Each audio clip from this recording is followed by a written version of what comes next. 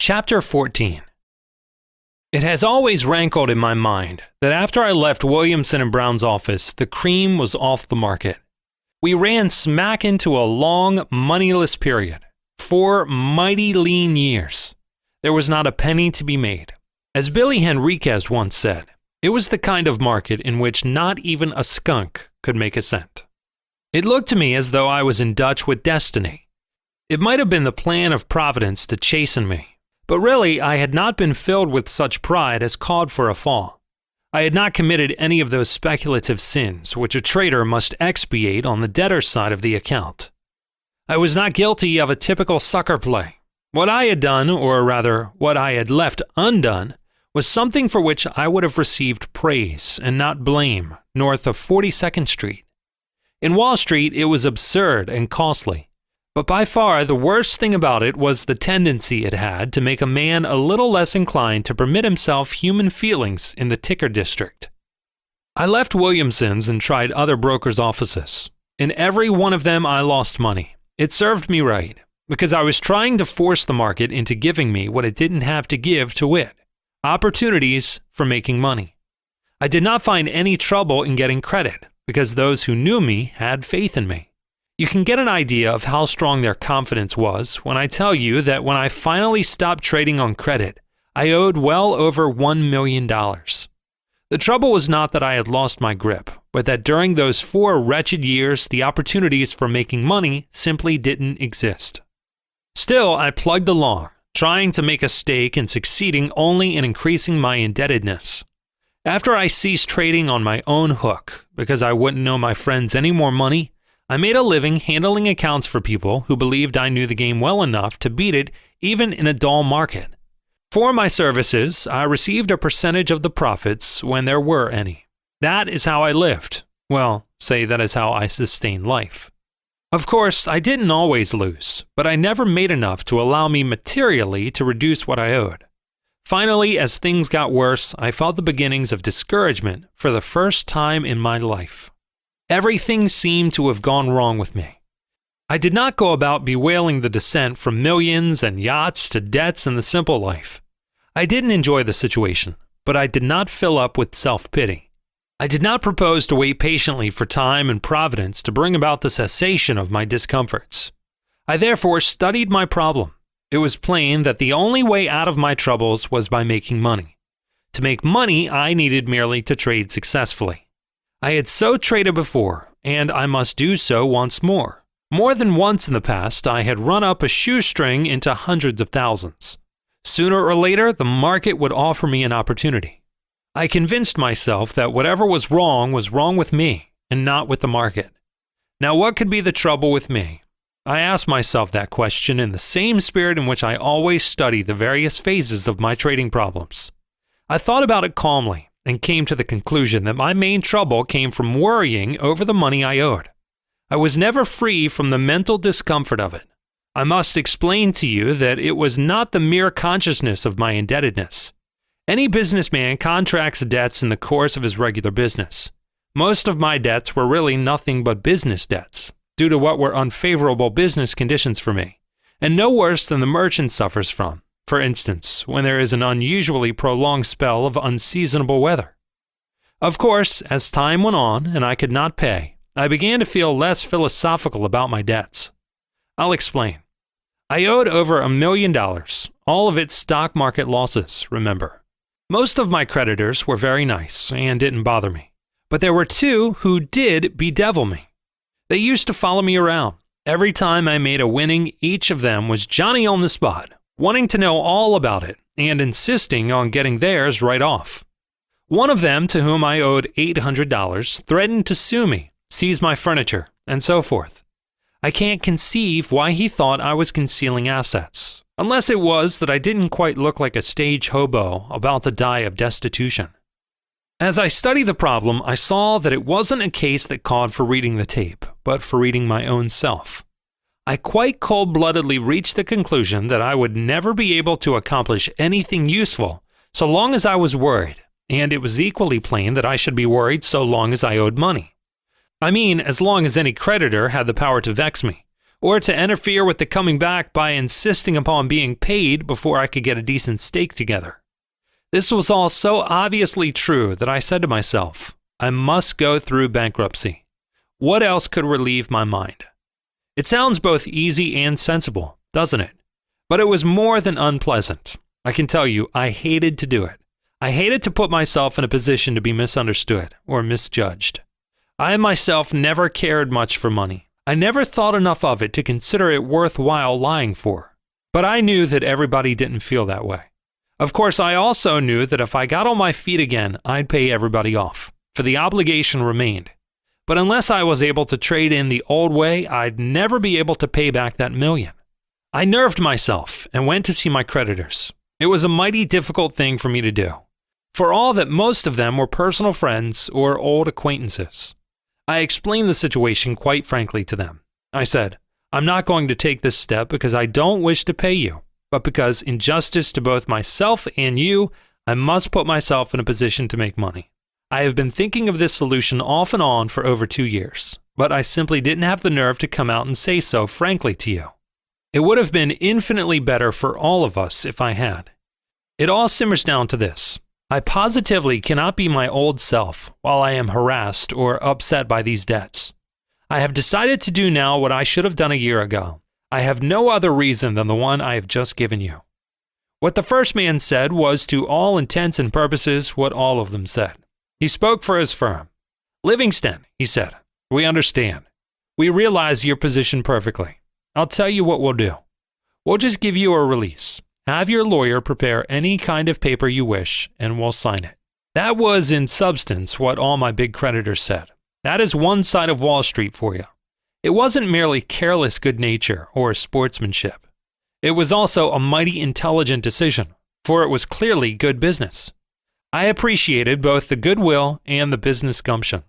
These creditors gave me a release on debts amounting to over $1 million, but there were the 2 minor creditors who wouldn't sign off. One of them was the $800 man I told you about. I also owed $60,000 to a brokerage firm which had gone into bankruptcy, and the receivers, who didn't know me from Adam, were on my neck early and late. Even if they had been disposed to follow the example set by my largest creditors, I don't suppose the court would have let them sign off. At all events, my schedule of bankruptcy amounted to only about $100,000, though, as I said, I owed well over $1 million. It was extremely disagreeable to see the story in the newspapers. I had always paid my debts in full, and this new experience was most mortifying to me. I knew I'd pay off everybody someday, if I lived. But everybody who read the article wouldn't know it. I was ashamed to go out after I saw the report in the newspapers. But it all wore off presently, and I cannot tell you how intense was my feeling of relief to know that I wasn't going to be harried anymore by people who didn't understand how a man must give his entire mind to his business if he wishes to succeed in stock speculation. My mind now, being free to take up trading with some prospect of success, unvexed by debts, the next step was to get another stake. The stock exchange had been closed from July 31st to the middle of December 1914, and Wall Street was in the dumps. There hadn't been any business whatever in a long time. I owed all my friends. I couldn't very well ask them to help me again, just because they had been so pleasant and friendly to me, when I knew that nobody was in a position to do much for anybody. It was a mighty difficult task, getting a decent stake, for with the closing of the stock exchange, there was nothing that I could ask any broker to do for me. I tried in a couple of places. No use. Finally, I went to see Dan Williamson. This was in February 1915. I told him that I had rid myself of the mental incubus of debts, and I was ready to trade as of old. You will recall that when he needed me, he offered me the use of $25,000 without my asking him. Now that I needed him, he said, when you see something that looks good to you and you want to buy 500 shares, go ahead and it will be all right. I thanked him and went away. He had kept me from making a great deal of money, and the office had made a lot in commissions from me. I admit I was a little sore to think that Williamson and Brown didn't give me a decent stake. I intended to trade conservatively at first. It would make my financial recovery easier and quicker if I could begin with a line a little better than 500 shares. But anyhow, I realized that, such as it was, there was my chance to come back. I left Ian Williamson's office and studied the situation in general, and my own problem in particular. It was a bull market. That was as plain to me as it was to thousands of traders. But my stake consisted merely of an offer to carry 500 shares for me. That is, I had no leeway, limited as I was. I couldn't afford even a slight setback at the beginning. I must build up my stake with my very first play. That initial purchase of mine, of 500 shares, must be profitable. I had to make real money. I knew that unless I had sufficient trading capital, I would not be able to use good judgment. Without adequate margins, it would be impossible to take the cold-blooded, dispassionate attitude toward the game that comes from the ability to afford a few minor losses, such as I have often incurred in testing the market before putting down the big bet. I think now that I found myself then at the most critical period of my career as a speculator. If I failed this time, there was no telling where or when, if ever, I might get another stake for another try. It was very clear that I simply must wait for the exact psychological moment. I didn't go near Williamson & Brown's. I mean, purposely kept away from them for 6 long weeks of steady tape reading. I was afraid that if I went to the office, knowing that I could buy 500 shares, I might be tempted into trading at the wrong time or in the wrong stock. A trader, in addition to studying basic conditions, remembering market precedents, and keeping in mind the psychology of the outside public, as well as the limitations of his brokers, must also know himself and provide against his own weaknesses. There is no need to feel angry over being human. I have come to feel that it is as necessary to know how to read myself as to know how to read the tape. I have studied and reckoned on my own reactions to given impulses, or to the inevitable temptations of an active market, quite in the same mood and spirit as I have considered crop conditions or analyzed reports of earnings. So day after day, broke and anxious to resume trading, I sat in front of a quotation board in another broker's office where I couldn't buy or sell as much as 1 share of stock, studying the market, not missing a single transaction on the tape, watching for the psychological moment to ring the full speed ahead bell. By reason of conditions known to the whole world, the stock I was most bullish on in those critical days of early 1915 was Bethlehem Steel. I was morally certain it was going way up, but in order to make sure that I would win on my very first play, as I must, I decided to wait until it crossed par. I think I have told you that it has been my experience that whenever a stock crosses 100 or 200 or 300 for the first time, it nearly always keeps going up for 30 to 50 points, and after 300 faster than after 100 or 200. One of my first big coups was an Anaconda, which I bought when it crossed 200 and sold a day later at 260. My practice of buying a stock just after it crossed par dated back to my early bucket shop days. It's an old trading principle. You can imagine how keen I was to get back to trading on my old scale. I was so eager to begin that I could not think of anything else, but I held myself in leash. I saw Bethlehem Steel climb every day higher and higher, as I was sure it would. And yet there I was, checking my impulse to run over to Williamson & Brown's office and buy 500 shares. I knew I simply had to make my initial operation as nearly a cinch as was humanly possible. Every point that stock went up meant $500 I had not made. The first 10 points advance meant that I would have been able to pyramid, and instead of 500 shares, I might now be carrying 1,000 shares that would be earning for me $1,000 a point.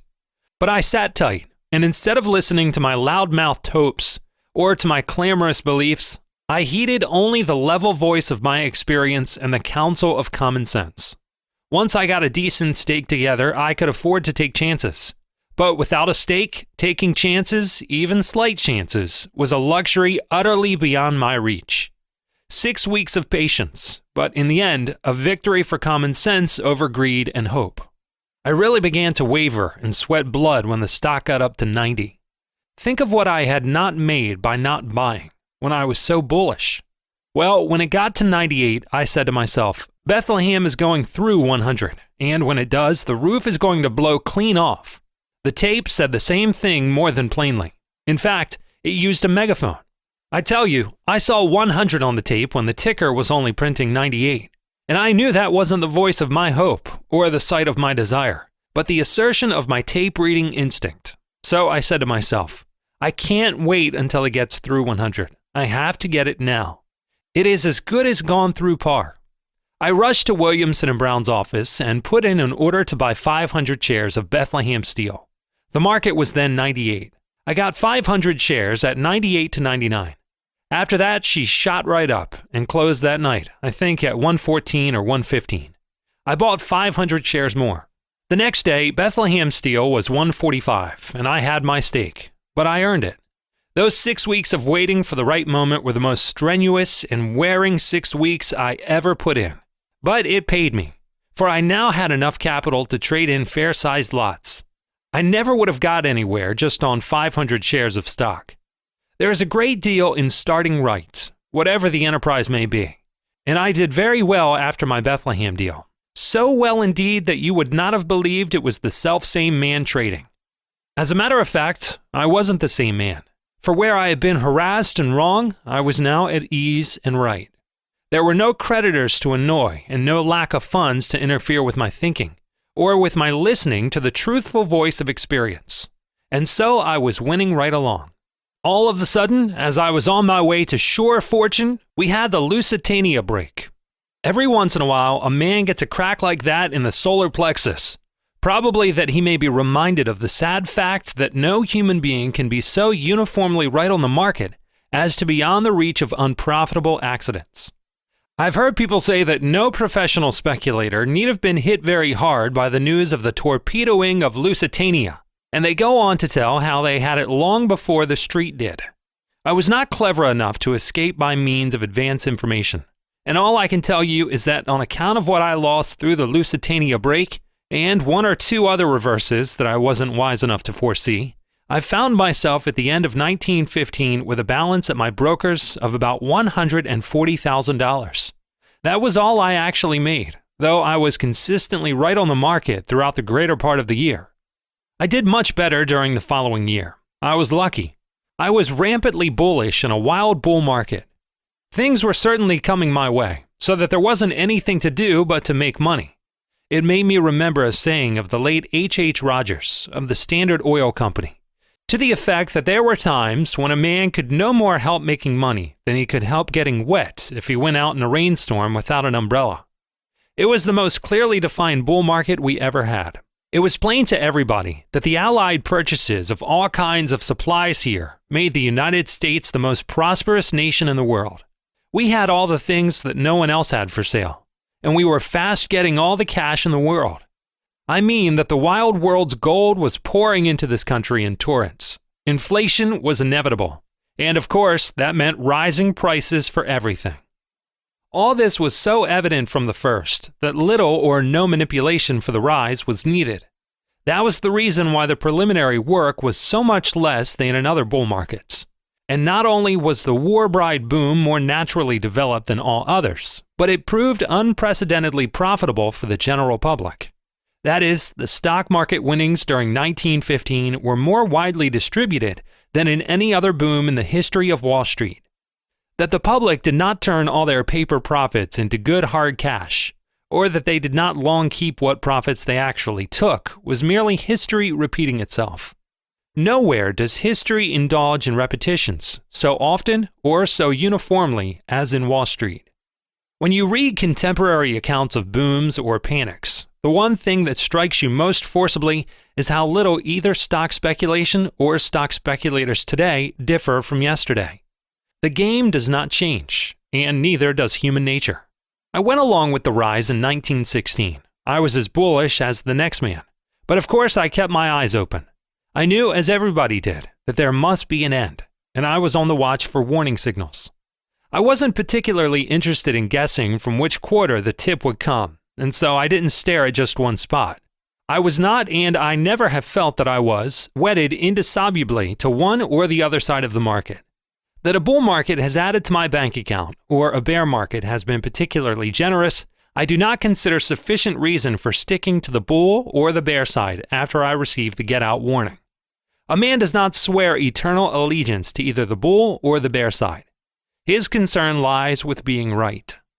And there's another thing to remember, and that is that a market does not culminate in one grand blaze of glory.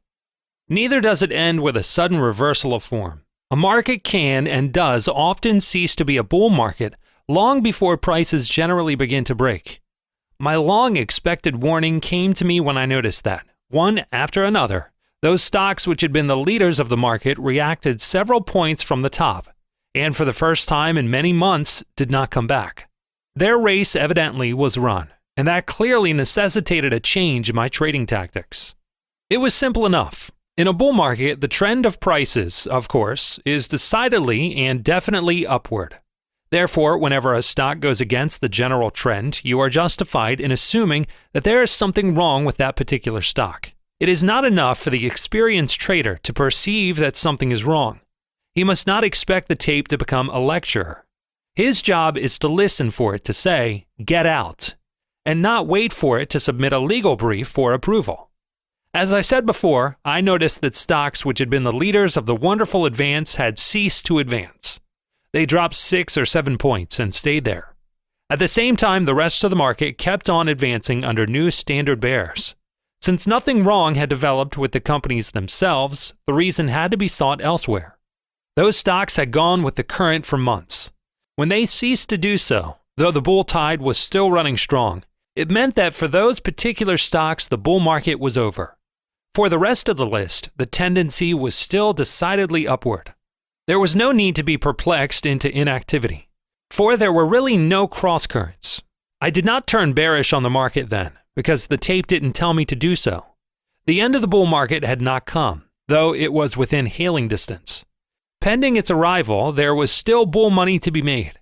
Such being the case, I merely turned bearish on the stocks which had stopped advancing, and as the rest of the market had rising power behind it, I both bought and sold. The leaders that had ceased to lead, I sold. I put out a short line of 5,000 shares in each of them, and I then went long of the new leaders. The stocks I was short of didn't do much, but my long stocks kept on rising. When finally these in turn ceased to advance, I sold them out and went short 5,000 shares of each. By this time, I was more bearish than bullish, because obviously the next big money was going to be made on the downside. While I felt certain that the bear market had really begun before the bull market had really ended, I knew the time for being a rampant bear was not yet. There was no sense in being more royalist than the king, especially in being so too soon. The tape merely said that patrolling parties from the main bear army had dashed by. Time to get ready. I kept on both buying and selling until after about a month's trading, I had out a short line of 60,000 shares, 5,000 shares each in a dozen different stocks, which earlier in the year had been the public's favorites because they had been the leaders of the great bull market. It was not a very heavy line, but don't forget that neither was the market definitely bearish. Then one day, the entire market became quite weak, and prices of all stocks began to fall. When I had a profit of at least 4 points in each and every one of the 12 stocks that I was short of, I knew that I was right. The tape told me it was now safe to be bearish, so I promptly doubled up. I had my position. I was short of stocks in a market that now was plainly a bear market. There wasn't any need for me to push things along. The market was bound to go my way. And knowing that, I could afford to wait. After I doubled up, I didn't make another trade for a long time. About 7 weeks after I put out my full line, we had the famous leak, and stocks broke badly. It was said that somebody had advance news from Washington that President Wilson was going to issue a message that would bring back the dove of peace to Europe in a hurry. Of course, the war bride boom was started and kept up by the World War, and peace was a bear item. When one of the cleverest traders on the floor was accused of profiting by advance information, he simply said he had sold stocks not on any news, but because he considered that the bull market was overripe. I myself had doubled my line of shorts 7 weeks before.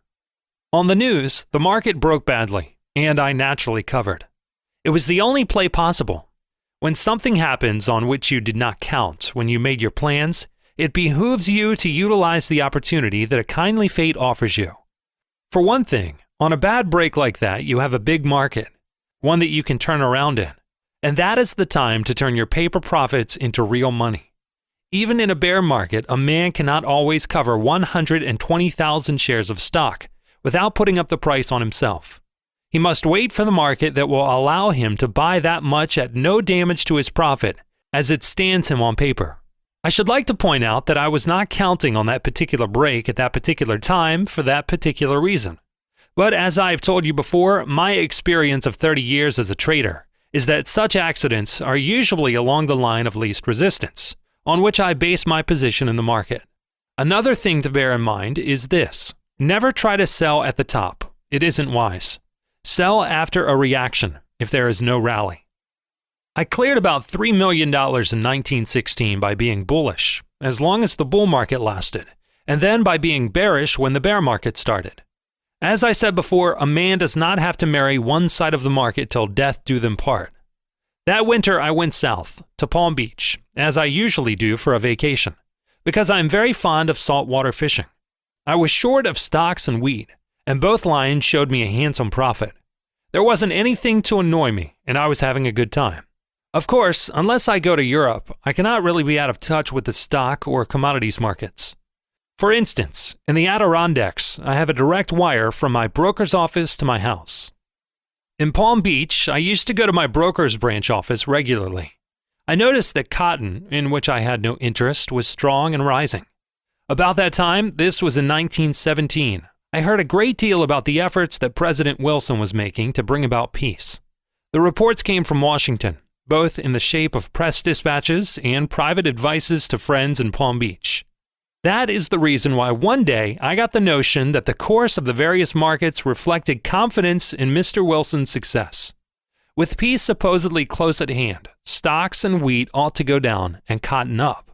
I was all set as far as stocks and wheat went, but I had not done anything in cotton in some time. At 2:20 that afternoon, I did not own a single bale.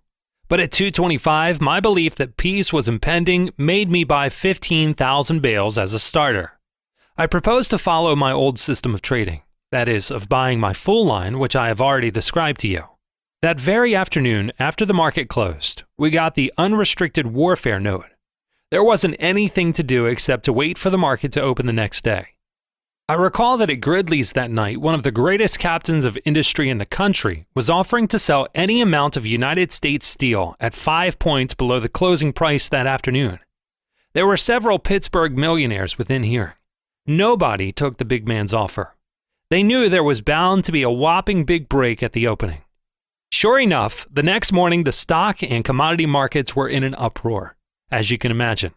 Some stocks opened 8 points below the previous night's close. To me, that meant a heaven-sent opportunity to cover all my shorts profitably. As I said before, in a bear market, it is always wise to cover if complete demoralization suddenly develops. That is the only way, if you swing a good-sized line, of turning a big paper profit into real money both quickly and without regrettable reductions. For instance, I was short 50,000 shares of United States Steel alone. Of course, I was short of other stocks, and when I saw I had the market to cover in, I did. My profits amounted to about $1.5 million. It was not a chance to disregard. Cotton, of which I was long 15,000 bales, bought in the last half hour of the trading the previous afternoon, opened down 500 points. Some break. It meant an overnight loss of $375,000. While it was perfectly clear that the only wise play in stocks and wheat was to cover on the break, I was not so clear as to what I ought to do in cotton. There were various things to consider, and while I always take my loss the moment I am convinced I am wrong, I did not like to take that loss that morning.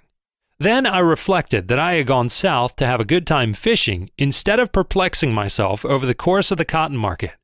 And, moreover, I had taken such big profits in my wheat and in stocks that I decided to take my joss in cotton. I would figure that my profit had been a little more than 1 million instead of over $1.5 million. It was all a matter of bookkeeping, as promoters are apt to tell you when you ask too many questions. If I hadn't bought that cotton just before the market closed the day before, I would have saved that $400,000.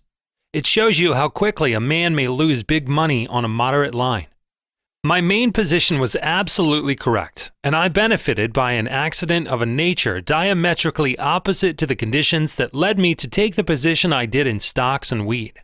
Observe, please, that the speculative line of least resistance again demonstrated its value to a trader.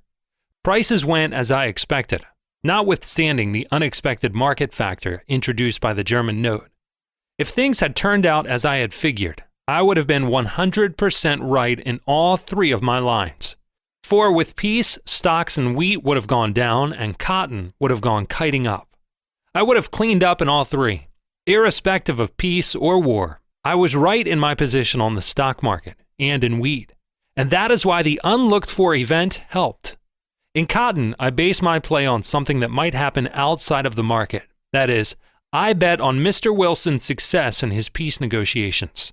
It was the German military leaders who made me lose the cotton bet. When I returned to New York early in 1917, I paid back all the money I owed, which was over $1 million. It was a great pleasure to me to pay my debts. I might have paid it back a few months earlier, but I didn't for a very simple reason. I was trading actively and successfully, and I needed all the capital I had. I owed it to myself as well as to the men I considered my creditors to take every advantage of the wonderful markets we had in 1915 and 1916. I knew that I would make a great deal of money, and I wasn't worrying because I was letting them wait a few months longer for money many of them never expected to get back. I did not wish to pay off my obligations in driblets or to one man at a time, but in full to all at once. So as long as the market was doing all it could for me, I just kept on trading on as big a scale as my resources permitted. I wished to pay interest, but all those creditors who had signed releases positively refused to accept it. The man I paid off the last of all was the chap I owed the $800 to, who had made my life a burden and had upset me until I couldn't trade. I let him wait until he heard that I had paid off all the others. Then he got his money. I wanted to teach him to be considerate the next time somebody owed him a few hundreds. And that is how I came back. After I paid off my debts in full, I put a pretty fair amount into annuities. I made up my mind I wasn't going to be strapped and uncomfortable and minus a stake ever again. Of course, after I married, I put some money in trust for my wife. And after the boy came, I put some in trust for him.